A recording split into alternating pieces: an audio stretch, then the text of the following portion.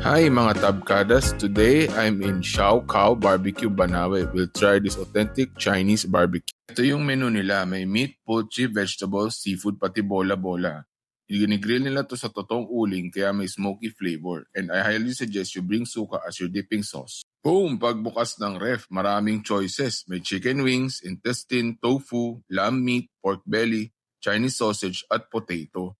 Lahat to is per stick ang bayad. Yung kabilang ref naman, more on the healthier side. More on vegetables and mga mushrooms and mga kuchay, okra. Meron din silang satay noodle soup. Parang ramen yung kapal ng sabaw. Napakasarap.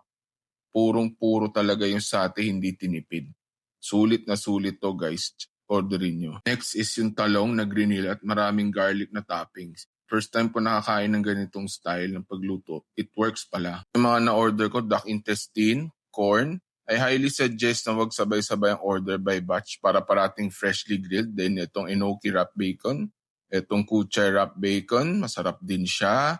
Then itong shiitake mushroom na grilled, pinatusta ko. And itong Chinese sausage. Kaya bisita na kayo. Pwede siya for dinner or inuman ng mga barkada. I'll post the details below. Thank you.